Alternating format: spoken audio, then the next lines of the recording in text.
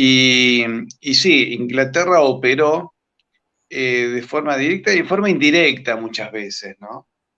A veces se hace, bueno, a fulano no lo podemos seducir, pero llevemos la determinada situación donde tenga que tomar determinada decisión. Y al otro convenzámoslo de las bondades de determinada cosa. Entonces, no es que daba órdenes así directamente, ¿no? A otros los entusiasmó con la riqueza personal. Y a otros sí, pues claro, los compró o los entusiasmó con el contrabando, con el libre comercio. A muchos los ganó con ideas. Y en algún momento, bueno, vía en forma indirecta con mercenarios, barcos y armamento, ¿no? Que no es que venía la Royal Navy y bajaba con una flota y soldados para apoyar a Bolívar.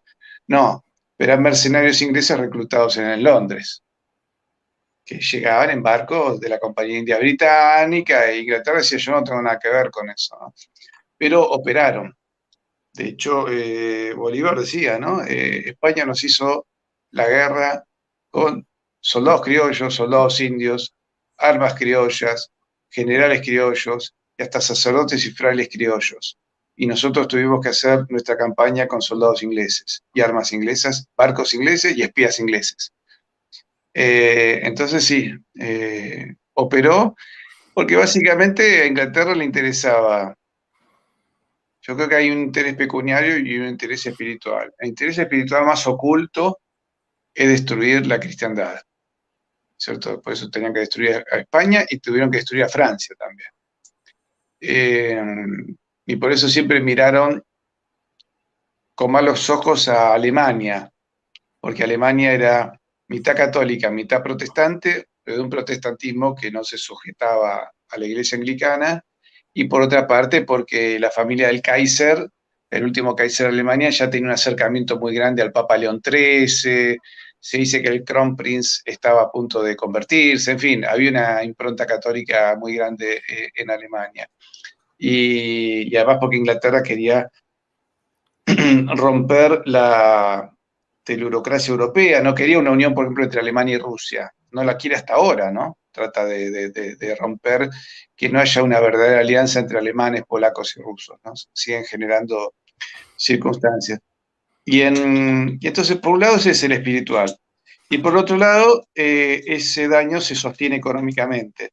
Y ellos querían destruir, quedarse con nuestros mercados de Asia, y que era básicamente India y China, los cuales comercializaban de buena fe con el mundo español americano, pero siempre desconfiaban de los ingleses.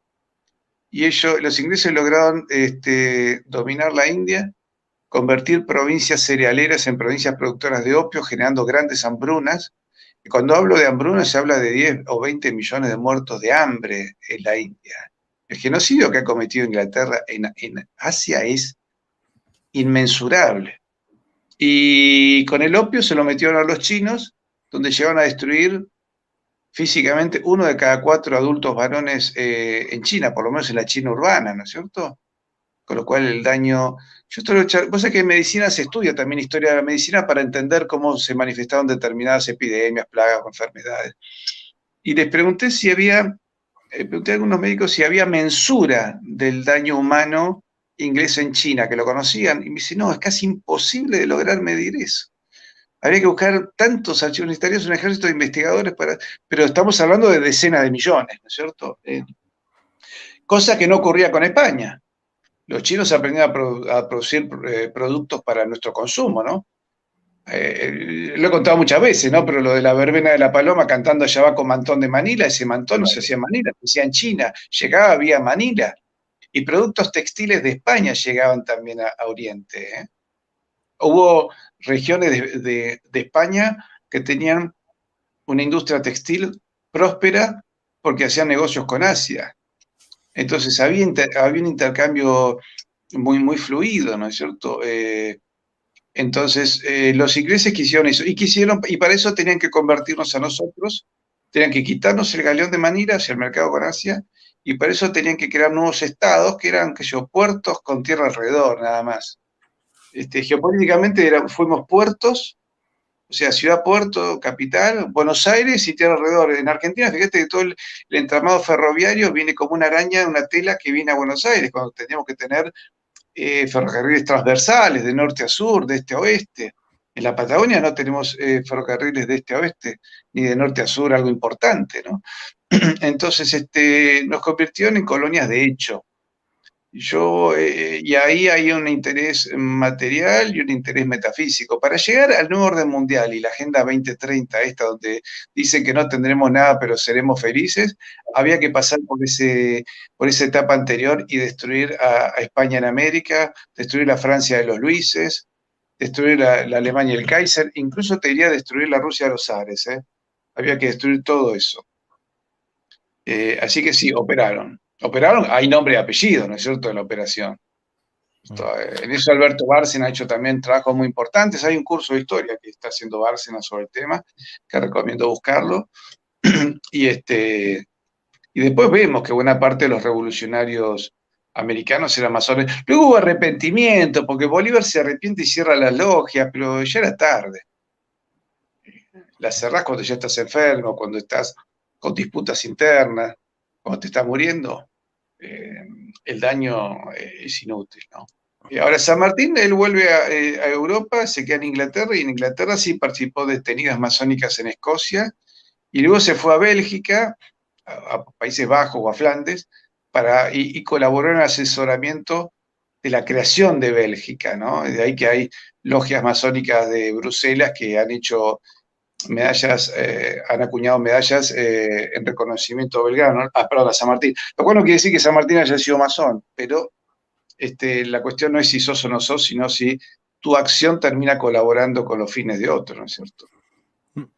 Una pregunta al respecto, porque claro, el Reino Unido pues ya no tiene la preponderancia que podía tener en el siglo XIX, sobre todo después de la Segunda Guerra Mundial. Estados Unidos tiene la misma forma de actuar, persigue los mismos objetivos que el Reino Unido en América, es diferente. Sí, yo creo que es parecido. Y de hecho Estados Unidos ha sido el hijo forzudo que ha llevado adelante las políticas inglesas. Sí, yo creo que el imperialismo británico, porque imperio fue Roma, imperio fue España, Inglaterra fue un imperialismo, es decir, y el imperio fue Austria-Hungría. La civilización humana crece con los imperios, eso es cierto, y decae con los imperialismos. Inglaterra, yo diría que ahora está en un proceso de reconstrucción de su imperialismo en forma muy, muy grande, ¿no? Esta alianza que han hecho con Australia, donde meten a Estados Unidos a hacer el esfuerzo grande hacia China, pero por otra parte Inglaterra se ha metido mucho en China.